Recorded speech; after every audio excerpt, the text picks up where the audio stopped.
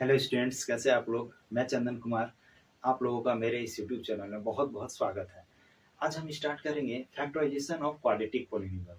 तो उसमें एक मेथड्स है मिडिल टर्म स्प्लिट्स। उस मेथड्स के बारे में हम लोग आज देखते हैं और बहुत ही अच्छे तरीके से हम लोग स्टेप बाय स्टेप इसको समझते चलेंगे। सबसे पहले इसे समझने के लिए क्वाड्रेटिक पॉलिनोमियल्स का एक स्टैंडर्ड फॉर्म हम लोग लिखते हैं x square plus b x plus c where a is not equal to zero. ठीक है। तो यहाँ पर क्या करते हैं, ये जो मिडिल टर्म है, मिडिल टर्म हमारा जो यहाँ पर डी एक्स, तो इसे हम लोग दो पार्ट में इस टाइप से ब्रेक करते हैं कि उसको सम कीजिए या सब्ट्रैक्ट कीजिए। रिजल्ट हमारा आना चाहिए B. B means what? B है हमारा एक्स का कोफिशिएंट। ठीक है, बी क्या है? हमारा एक्स का कोफिशिएंट। तो यहाँ पर साइन क्या है? प्लस माइनस जो भी हो सकता है। ठीक है, जो भी हो सकता है क्वेश्चन के अकॉर्डिंग। ठीक है, तो हम लोग को ऐसे सेटिंग करना है। यहाँ पर प्लस सेटिंग का मतलब अगर प्लस रहे तो प्लस के अकॉर्डिंग हम लोग साइन ले लेंगे, अगर माइनस है तो माइनस के अकॉर्डिंग हम लोग यहाँ पर साइन ले लेंगे। ठीक है, किसका? इन दोनों का, है ना। अब देखिए, अब इसी नंबर का प्रोडक्ट, इसी दो नंबर जिस नंबर में हम लोग ब्रेक किए हैं, वही दो नंबर्स का प्रोडक्ट किसके इक्वल आना चाहिए? तो AC के इक्वल आना चाहिए। AC that means what? तो A मीन्स एक कोफिशिएंट ऑफ एक्स स्क्वायर और C क्या हमारा? एक कांस्टेंट टर्म है। ठीक है, इन दोनों का प्रोडक्ट, सबसे पहले हम लोग इन दोनों का प्रोडक्ट निकालते हैं। ठीक है, उसके बाद इसका प्रोडक्ट का फैक्टर निकालते हैं। ठीक है, वहां से हमको आइडिया मिल जाएगा कि कौन सा नंबर हम लोग ले, ठीक है, जिसे ऐड करने से या सब्ट्रैक्ट करने से हमारा क्या आ जाए? ये बी आ जाए। ठीक है, बी मीन्स व्हाट? क्या? कोफिशिएंट ऑफ एक्स आ जाए। ठीक है, चलिए, तो अगर इसको हम लोग इस प्रकार अगर सेट कर लेते हैं तो दिखता कैसे है? ये इस प्रकार से दिखेगा, है ना। इस प्रकार से दिखेगा मतलब क्या? ये जो दो नंबर है, ये दो नंबर यहाँ पर रहेंगे, जिसका एडिशन यहाँ पर दिखाया गया है और जिसका प्रोडक्ट यहाँ पर हम दिखाए हैं। ठीक है, अब देखिए, इसको समझने के लिए, अच्छे तरीके से समझने के लिए एक एग्जाम्पल हम लोग ले लेते हैं। ठीक है, एग्जाम्पल के तौर पर एक ले लिए, एक x square minus x minus 12। इसको हम लोग सॉल्व करते हैं, फिर देन इस प्रॉब्लम को हम लोग सॉल्व करते हैं। चलिए, सबसे पहले यहाँ कॉफिशिएंट क्या है? एक्स स्क्वायर का कॉफिशिएंट यहाँ कुछ नहीं है, मतलब क्या है? 1 है। ठीक है, अगर यहाँ माइनस एक्स स्क्वायर रहता तो कॉफिशिएंट क्या होता? -1। ठीक है, तो यहाँ कॉफिशिएंट कुछ नहीं है, मतलब 1 है, और ये कांस्टेंट -12 है। तो सबसे पहले इन दोनों का प्रोडक्ट निकालते हैं, तो क्या आ जाएगा रिजल्ट? -12। ठीक है, अब देखिए, यहाँ पर क्या करते हैं? 12 का फैक्टर निकालते हैं। 12 का फैक्टर 2 से डिवाइड करते हैं, 6 टाइम में जाएगा, फिर 6 को 2 से डिवाइड करते हैं, 3 टाइम्स में जाएगा। तो यहाँ पर ये हमारा फैक्टर हो गया। ठीक है, अब फैक्टर में एक हम लोग ऐसा पेयर बनाते हैं जिसकी हेल्प से हमारा ये मिडिल टर्म आ जाए। ठीक है, तो पेयर कितना पेयर बनेगा पहले वो देखते हैं। देखिए, 2 इंटू टू 4। देखिए, 4 इंटू थ्री, मतलब एक पेयर बन गया 4 और 3 का। दूसरा पेयर देखते हैं, 3 इंटू टू, इन दोनों को ले लेते हैं एक साथ और फिर इसको लेते हैं, तो 6 और 2 का पेयर बन गया। ठीक है, और एक पेयर कौन सा आ सकता है? 2 इंटू टू 4, 4 4 4 तो ले चुके हैं। ठीक है, 4 और 3 का पेयर ले चुके हैं, तो लास्ट क्या बचेगा? 12 और 1। 12 और 1। ठीक है, चलिए, अब मेन हमको यहीं पर समझना है। सबसे पहले क्या निकालिए? फैक्टर निकालिए। ठीक है, सबसे पहला स्टेप है आपका फैक्टर निकालना। ठीक है, फैक्टर किसका? तो इस सी और इस ए के प्रोडक्ट का फैक्टर निकालना है। ठीक है, चलिए, तो फैक्टर निकालिए यहाँ पर। अब देखिए, यहाँ पर क्या करते हैं कि फैक्टर निकालने के बाद हम पेयर यहाँ पर निकाल लिए। क्या क्या पेयर हमारे पास, क्या क्या पेयर हो सकता है? अब इसमें से चेक करते हैं। देखिए, क्या चाहिए हमको? ये चीज ध्यान में रखना है। यहाँ क्या चाहिए? -1। -1 चाहिए, ये ध्यान में रखना है। ठीक है, चलिए, अब -1 इन दोनों को सॉल्व करते हैं। देखिए, 4 और 3, 4 प्लस 3 कितना आ जाएगा? 7, और 4 माइनस 3, दोनों का डिफरेंस कितना आ जाएगा? 1। 1 भी आ सकता है, -1 भी आ सकता है। अगर साइन चेंज कर देंगे तो -1 आ जाएगा, मतलब इस पेयर से हमारा रिजल्ट आ जाएगा। ठीक है, तो बाकी नेक्स्ट पेयर समझने के लिए अभी चेक कर लेते हैं। समझने के लिए देखिए, अगर यहाँ से अगर मान लीजिए चेक करते हैं, मान लीजिए ऐसा तो नहीं है कि सडनली आप ये फर्स्ट टाइम यही लिए और उसी में हमारा जो लाना था यहाँ बी, वो बी आ गया। ठीक है, ऐसा नहीं है। देखिए, तो ये भी चेक कर लेते हैं। अगर इसको सॉल्व करते हैं 6 + 2 क्या आ जाता है हमारा 8। 6 और 2 का पेयर लेते तो क्या क्या आ सकता था, 6 + 2 8 आ सकता था, या 6 - 2 4 आ सकता था। साइन अलग अलग चेंज कर सकते हैं, -6 - 2 भी कर सकते हैं, ठीक है, -6 + 2 भी कर सकते हैं। साइन अलग अलग हो सकता है, -8 -4 भी हो सकता है, ठीक है। थर्ड पेयर क्या था, 12 और 1। 12 1 का पेयर में 12 + 1 करेंगे तो हमारा 13 आएगा, और 12 - 1 करेंगे तो हमारा 11 आएगा। तो यहाँ पर ध्यान रखना है कि हमको -1 चाहिए। तो -1 मतलब यहाँ से मिल रहा है, इन दोनों से तो मिलने से रहा। देखो यहाँ 8 है, 4 है, 13 और 11 है, तो इन दोनों पेयर को ध्यान भी नहीं देना है, ठीक है। चलिए, ध्यान किस पर देना है, इस पर फोकस करना है। क्यों? क्योंकि जो चाहिए वो चीज रिजल्ट हमको यहीं से मिल रहा है ना। चलिए देखते हैं। तो x², अब देखिए यहाँ पर कैसे सेट करना है। तो -1 चाहिए, है ना। 4 और 3 का पेयर में हमको -1 लाना है।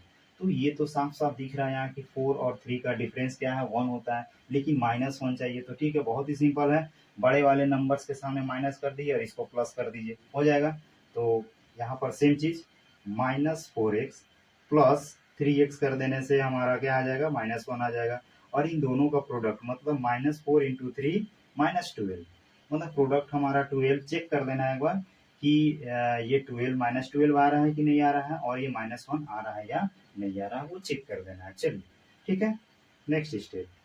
अब देखिए, इन दोनों में और इन दोनों में कॉमन ले सकते हैं, जरूरी नहीं है आप इसमें और इसमें भी ले सकते हैं, इसमें भी ले सकते हैं। ये भी जरूरी नहीं है कि आप पहले 3x को लिखिए, बाद में -4x को लीजिए। -4x वाले लिख सकते हैं, 3x को बाद में लिख सकते हैं, कोई जरूरी नहीं है, ठीक है। तो चलिए, कोई भी दो टर्म यहाँ का स्टार्टिंग है, इसमें से एक टर्म, इसमें से एक टर्म, हम लोग क्या करते हैं, सेलेक्ट कर लेते हैं और उसमें से कॉमन लेते हैं, ठीक है। कॉमन देखिए कैसे लेंगे, दोनों में क्या है, यहाँ पर देखिए, यहाँ x 2 टाइम्स है, यहाँ x 1 टाइम है, तो दोनों में क्या है, मिनिमम कितना है, 1। तो मिनिमम पावर वाले जो वेरिएबल टर्म्स का मिनिमम जो पावर है वो हम लोग कॉमन लेते हैं, ठीक है। मिनिमम पावर कितना, 1 है, तो इसको हम लोग कॉमन ले लिए। तो यहाँ पर क्या आ गया, 2x था, 1x हम लोग ले लिए, तो 1x बच जाएगा, ठीक है, 1x बच गया। माइनस यहाँ से x का पावर 1 कॉमन ले लिए, तो x तो खत्म, क्या बच रहा है, -4, ठीक है, प्लस। नेक्स्ट यहाँ पर देखिए, इस 12 को क्या लिख सकते हैं, 4 × 3 लिख सकते हैं, 4 × 3 लिख सकते हैं, ठीक है, समझने के लिए 4 × 3 लिख सकते हैं। अब देखिए, यहाँ भी 3 है और यहाँ भी 3 है, तो दोनों में क्या आ जाएगा, कॉमन 3 दिख रहा है, तो 3 कॉमन ले लेते हैं।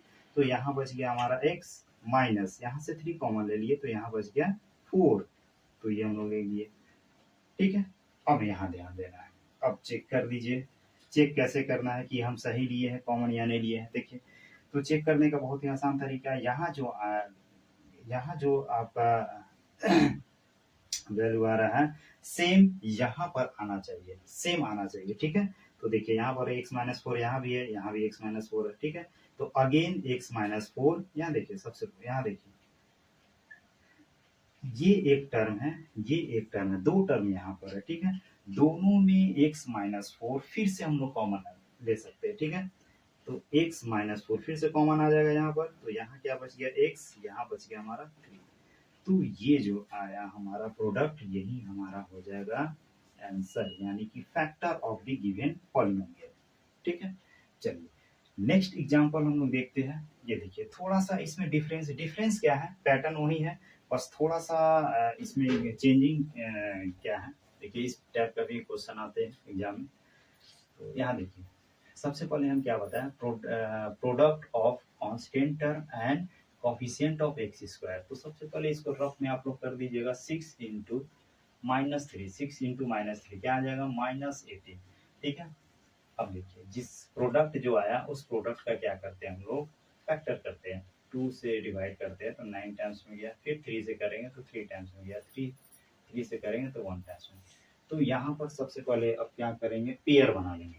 देखिए, पेयर कैसे, 2 और 3 × 3 9, 2 और 9 का पेयर। देखिए, हमें चेक करते जाएंगे किस पेयर में ये वैल्यू आ जाए 7, तो यहाँ पर पहला ही पेयर में देखिए आ गया, 9 - 2 कर देंगे तो 7 आ जाएगा। और क्या क्या पेयर आ सकता था, ये दोनों ले लीजिए, 6 और 3 का पेयर, ठीक है। और क्या क्या पेयर आ सकता था, यहाँ पर और क्या पेयर आ सकता है, देखिए 9 18, 18 और 1 का पेयर, ठीक है। तो और तो हो गया। चलिए ये 3 पेयर आ सकता है। ये 3 पेयर में सबसे पहला जो है 2 और 9, 2 और 9 का पेयर हम लोग यहाँ पर लेंगे। क्यों लेंगे? क्योंकि ये 9 और 2 का डिफरेंस क्या है, 7 है, ठीक है। अगर यहाँ पर 11 भी रहता तो भी हम ले लेते, 9 + 2 11 आ जाता। मतलब सब्ट्रैक्ट कीजिए या ऐड कीजिए, ये रिजल्ट हमारा आना चाहिए। चलिए 6x² इसे कैसे लिखेंगे? तो 9x - 2x ऐसा लिख सकते हैं। चेक कर दीजिए, एक बार चेक कर दीजिए। 9 - 2 क्या आ जाएगा, 7, और 9 × -2, ध्यान में देखिए, 9 - -2 18, तो यहाँ देखिए सॉरी -18, तो -18 हमारा है, ठीक है। चलिए मतलब हम लोग 7x को जो ब्रेक किए वो हमारा सही है। चलिए नेक्स्ट स्टेप में क्या करेंगे, यहाँ इन दोनों पे ये 2 टर्म ले लेते हैं और ये 2 टर्म ले लेते हैं। इन दोनों में देखिए, इन दोनों में इसको हम लोग कैसे लिख सकते हैं, यहाँ पर देखिए, इसको हम लोग ऐसे समझने के लिए, इस चीज़ को तो आप लोग 8 क्लास में पढ़े होंगे, है ना। तो अपने समझने के लिए इसको ऐसे कर सकते हैं, 3 × 2 कर दीजिए, ठीक है। और इसको समझने के लिए 3 × 3 कर दीजिए। देखिए दोनों में 3 आ रहा है कॉमन, दोनों में 3 कॉमन आ रहा है, तो 3 हम लोग कॉमन ले लेंगे। और x का पावर 1, मिनिमम पावर 1 भी है, तो हम लोग x भी कॉमन ले लेंगे, ठीक है। तो यहाँ पर क्या बचेगा, यहाँ देखो 2 बच जाएगा, 2 बच गया, और 2x है तो 1x बच गया, प्लस 3, यहाँ से तो 1 3 हम लोग ले लिए कॉमन, तो क्या बच रहा है, 1 3 बच गया, और x तो ऑलरेडी हम लोग ले लिए, तो कुछ बचेगा नहीं यहाँ x का टर्म। माइनस इन दोनों में देखिए, माइनस माइनस दोनों में है, तो -1 कॉमन ले लेते हैं, तो क्या आ जाएगा यहाँ 2x, तो माइनस जैसे ही कॉमन लेते हैं साइन चेंज हो जाता है, ये प्लस, ये माइनस है तो प्लस हो गया, ये माइनस है तो ये प्लस हो जाएगा, ठीक है। अब देखिए बच्चों को ये यहीं पर प्रॉब्लम होता है कि वो करते क्या है, बनाते तो सही है लेकिन यहाँ पर कुछ लिखते ही नहीं है, कुछ लिखते नहीं है, और अगला स्टेप में क्या करेंगे, डायरेक्ट इसको सब्ट्रैक्ट कर देते हैं, ठीक है। तो वो गलत है, यहीं पर से आपका गलती होना स्टार्ट हो जाता है, ठीक है। तो ये चीज़ थोड़ा ध्यान दीजिएगा भाई। देखिए अगेन ये 2 टर्म हमारा आ गया, ठीक है। अब इन 2 टर्म में देखिए ये सही है कि नहीं है, ये कैसे पता चलेगा, तो यहाँ पर जो वैल्यू आ रहा है, सेम यहाँ पर भी वही वैल्यू आना चाहिए, ठीक है। तो हमारा दोनों जगह सेम, मतलब क्या है, हमारा जो फैक्टर की है यहाँ पर वो सही है। चलिए अगेन 2x + 3 कॉमन ले लेते हैं, तो यहाँ पर बच गया 3x और यहाँ बच गया -1, तो ये हमारा हो गया आंसर, ठीक है। चलिए इस वीडियो में बने रहने के लिए बहुत बहुत धन्यवाद। अगर मेरा वीडियो पसंद आया हो तो लाइक एंड सब्सक्राइब जरूर करें। धन्यवाद।